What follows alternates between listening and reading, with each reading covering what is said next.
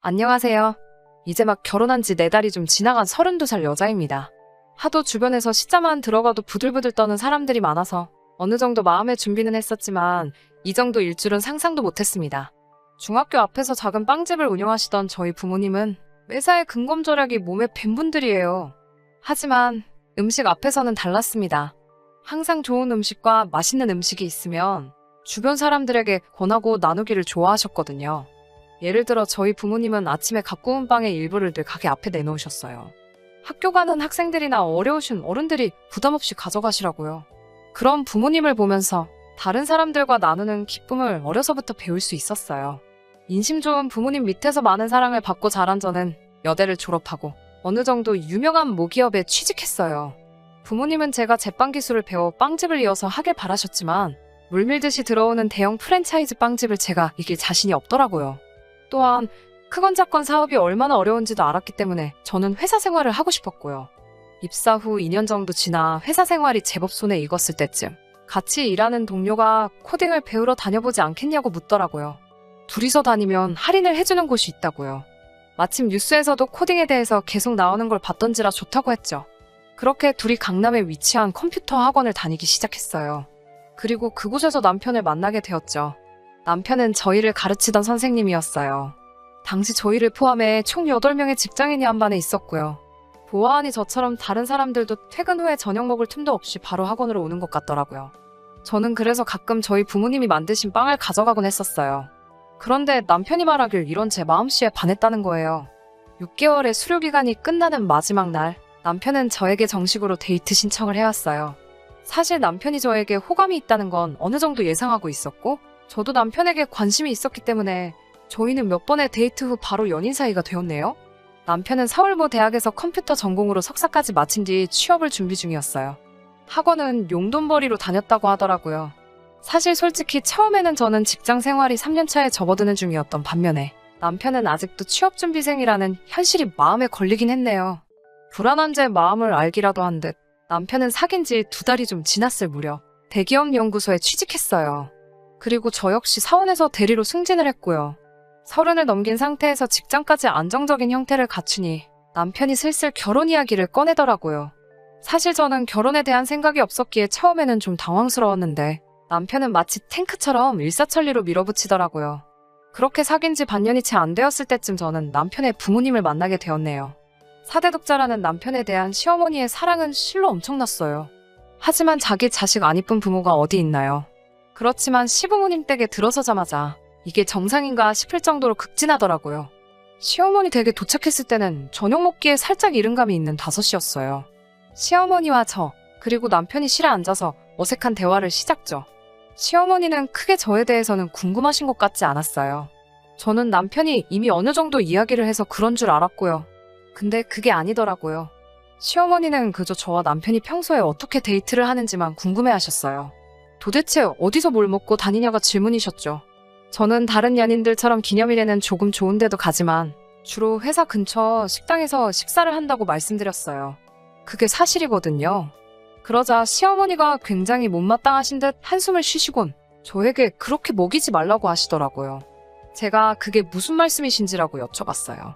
그러자 하시는 말씀이 남자가 자고로 밖에서 사회생활하려면 밥심이 제일이라면서 식당 밥은 영양가도 하나 없고 몸에 해만 된다고 하시는 거예요. 그러면서 너 우리 아들이랑 결혼할 거라면서 그러면 앞으로는 식사는 너네 집에 가서 해먹이도록 해라고 하시는 거예요.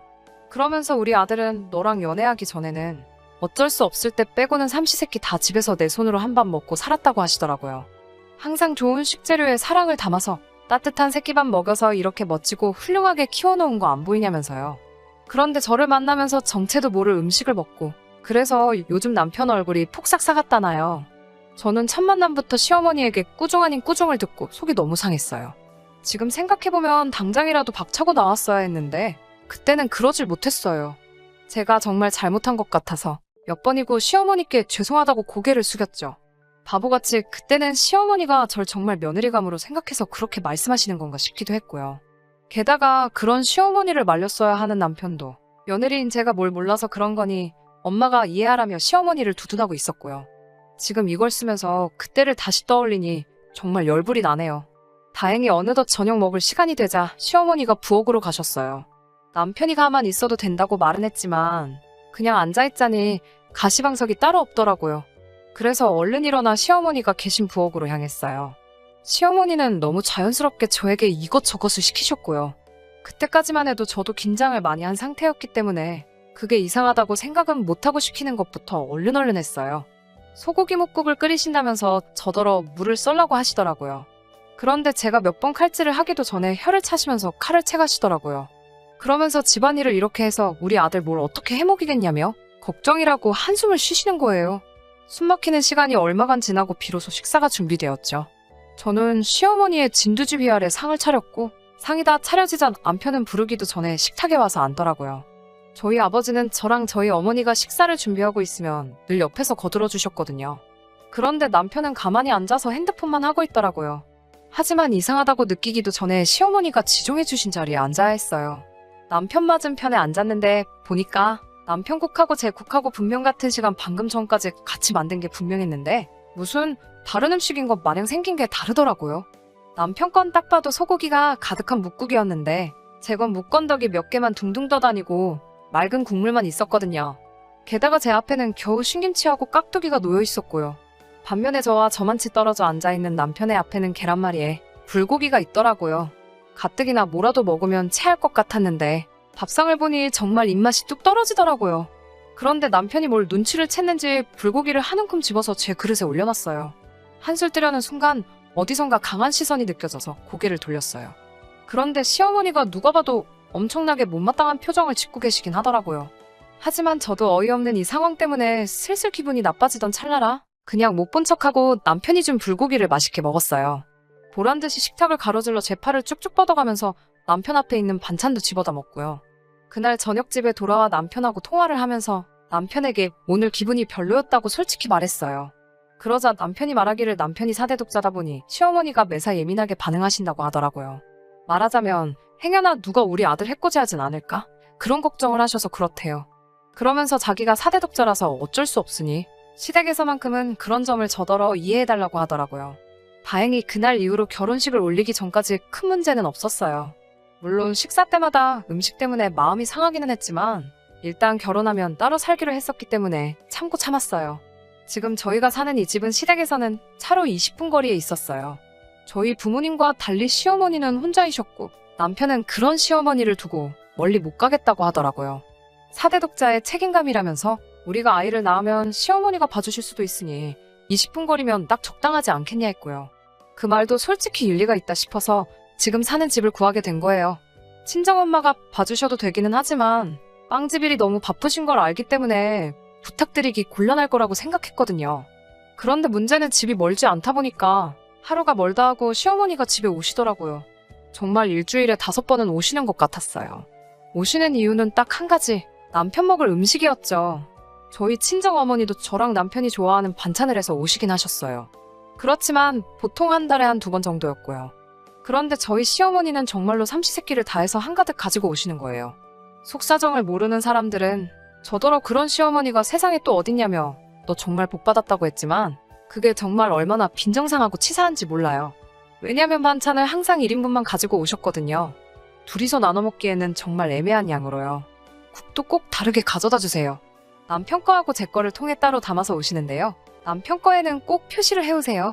한 번은 닭죽을 해오셨는데요. 제 거는 정말 푹 퍼진 밥알만 한 사발이더라고요. 반면에 남편 거는 고기 건더기가 한 숟가락 뜰 때마다 한 움큼씩 올라왔고요. 제가 제 거는 왜 고기가 없어요라며 애교 섞인 목소리로 여쭤보니까 시어머니는 조금도 망설임 없이 저더러 살찐 것 같아서 일부러 밥 위주로만 넣었다고 하시는 거예요. 저 165에 48kg 나가거든요. 남편은 175에 80kg고요. 그것보다도 닭곰탕이면 몰랐을까 이건 닭을 잘게 썰어 만든 닭죽인데 그 와중에 고기 건더기를 일부러 골라냈다는 사실이 더 놀랍더라고요. 어떤 의미로 보면 진짜 그 집념이 대단하다고 느낄 정도였어요. 또 저번에는 김치전을 부쳐오셨는데요. 남편 김치전에는 김치랑 돼지고기가 무슨 피자 토핑 마냥 잔뜩 올라가 있는 반면 제 거는 정말 무슨 고추장떡 마냥 벌겋기만 하고 아무것도 없더라니깐요. 반죽에 김치 국물만 넣어서 새로 만들어 오신 건가 싶었어요. 처음에는 너무 서운해서 남편한테 몇 번 하소연도 했는데 나중에는 막말로 치사하고 더러워서 안 먹는다는 생각이 들대요. 그리고 사실 남편이 시어머니 음식을 그렇게 좋아하지도 않거든요. 시어머니가 하는 음식 가짓수에 비해 음식 솜씨가 많이 없는 편이에요. 그나마 그 중에서 몇 가지는 제대로 배우신 건지 제가 먹어본 바로는 맛이 없는 건 여전하지만 그래도 엄마 밥이라고 좋아하는 반찬이 몇 개 있기는 했어요. 그 몇 가지 음식을 제외하면 남편도 시어머니가 보고 계시는 상황이면 맛있게 먹는 척 연기를 하더라고요. 그런데 안 계시면 좀 먹는 척만 하다가 바로 버리기 일쑤였고요. 그런데 엊그저께 정말 서운하고 속상한 일이 생겼어요. 제가 잠을 잘못 잤는지 목에 담이 와서는 걷기조차 힘들더라고요. 약을 먹을래도 빈속에 먹을 수가 없잖아요. 냉장고는 텅텅 비었고요. 배달을 시켜 먹을까 했는데 배달비 내기도 좀 아깝기도 하고 그래서 시어머니가 저번에 가져오셔서 얼려놓은 전복죽을 데우고 있었어요. 저번에 남편이 입맛이 없다고 하니까 시어머니가 이번에도 딱 1인분만 해다 주셨거든요. 그런데 남편이 한 숟갈 먹더니 이게 무슨 전복죽이냐고 먹기 싫다며 버리려고 하길래 제가 아깝다고 얼린 거였어요. 그런데 갑자기 삐비비빅 소리가 나더니 현관문이 열리더라고요. 저는 남편인 줄 알고 자기야 일찍 왔네라고 나갔는데 시어머니가 서 계신 거예요. 시어머니가 어떻게 비밀번호를 아신 건지 짜증이 나더라고요. 어쩐 일로 오셨냐 물으니 우리 아들 주려고 사골 구워왔다면서 부엌으로 성큼성큼 향하시더라고요. 비밀번호는 어떻게 아셨냐고 물었는데 제 말에는 대답도 없이 시어머니는 식탁을 보고는 너 남편 거 또 뺏어먹니라고 물으시는 거예요. 그러면서 너는 태어나서 음식 구경도 안 해봤냐며 계속 면박을 주시더라고요. 저도 속이 부글부글 끓고 있었지만 어떻게든 누르고 있었어요. 그런데 시어머니가 결정타를 날리시더라고요. 양손에 들고 있던 핸드백과 사골 담긴 들통을 내려놓으시면서 아침 저녁으로 남편한테 한 그릇씩 먹게 하래요. 그러더니 다시 제 식탁을 보고는 진짜 얼마나 없이 살았길래 남의 음식을 훔쳐먹어? 거지 새끼도 아니고 말이야. 라고 하시는 거예요. 제가 시어머니께 지금 뭐라고 하셨냐고 물으니 옛날에는 며느리가 아들 밥 훔쳐먹으면 집에서 뒤지게 맞고 쫓겨나도 할 말이 없었다고 자기 같은 시어머니 둔골 행운으로 알라고 하시더군요. 그 말을 듣는 순간 시어머니가 저를 어떻게 생각하는지 잘 알겠더라고요. 자기 아들 끼니마다 밥 챙겨주게 붙여놓은 사람인데 자기 아들 안 볼 때 아들 음식 훔쳐먹는 기생충으로 생각한 거죠. 저는 너무 화가 나서 당장 사과하시라고 소리를 질렀어요. 치사해서 이런 말은 안 하려고 했지만 하다못해 빵 하나라도 제가 사다 놓으면 말도 없이 그거 갖다 먹는 건 시어머니 아들이라고요. 그러니까 그렇게 돼지처럼 살이 쩌쩌라면서 소리를 쳤어요. 그러자 시어머니가 우리 아들더러 지금 돼지라고 했냐면서 개고픔을 무시더군요. 그동안 그 막말을 듣고도 고분고분하게 내내하던 며느리가 갑자기 돌변하니 놀라셨나 봐요. 저더러 드디어 본색을 드러낸다면서 원래 식탐 많은 애들이 성질도 더럽다는 거예요. 저는 정말 더는 참을 수가 없어서 시어머니가 가져오신 들통을 발로 걷어차버렸어요. 그랬더니 그 안에서 식어서 뭉글뭉글해진 사골이 쏟아졌죠. 의도한 건 아닌데 그 사골이 시어머니 핸드백 위로 쏟아졌더라고요. 바닥도 난리가 났죠. 시어머니는 핸드백 물어내라고 난리가 났어요. 저는 싫다고 거기다 대고 같이 소리를 질렀어요. 뭐냐 인연 한번 해보자는 거지 라고 하시면서 남편한테 전화를 거시더라고요. 제가 바로 옆에 있는데도 남편에게 전화로 하는 말이 제가 들통을 들어서 어머님 핸드백에 사골을 부었다며 거짓말을 하시는 거예요. 남편이 전화 받고라고 해서 받았더니 지금 당장에 온다고 두 사람 다 가만히 있으라고 으름장을 놓더라고요. 얼마나 지났는지 남편이 숨을 몰아쉬며 신발도 내동댕이 지듯 벗어던지며 들어오더라고요. 저는 그때만 해도 남편이 제 편을 들어줄 줄 알았어요. 그런데 남편은 시어머니가 하는 말만 듣고 제 입장은 들으려고도 안 하더라고요. 그러더니 저한테 어떻게 감히 시어머니 물건을 망가뜨리냐면서 저를 때리려고 하더라고요. 제가 너무 놀라서 도망을 갔어요. 그런데 남편이 부엌에서 거실로 저를 따라 쫓아나오다가 그 엎어진 사골을 밟고 미끄러진 거예요. 제대로 미끄러졌는지 아예 일어나지도 못하더라고요. 낑낑거리며 앓는 소리만 내고요. 그 광경을 지켜보던 시어머니는 저 것이 우리 아들 잡는다면서 경찰을 부르겠다며 소리를 지르고요.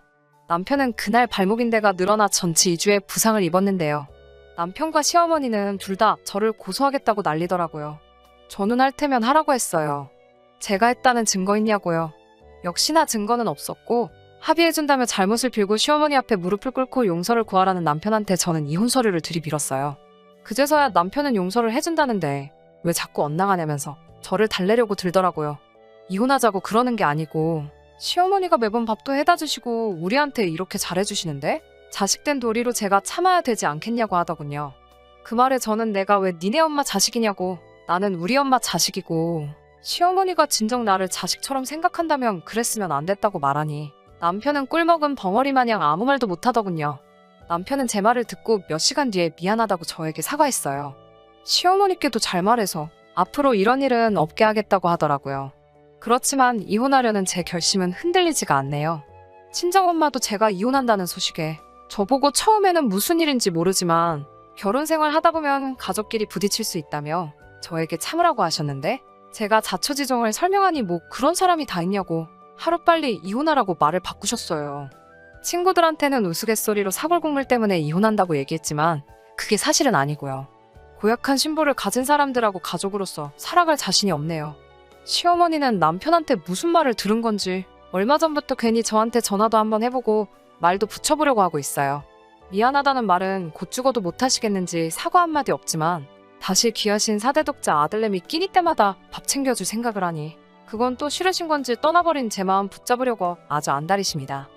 평생 그렇게 소중한 사대독자 새끼밥 하루도 빠짐없이 꼬박꼬박 헤매기며 뒤치다꺼리 해주면서 다른 사람 괴롭히지 말고 오래오래 시무랑 전 남편 단 둘이서만 평생 떨어지지 말고 행복했으면 소원이 또 없겠네요.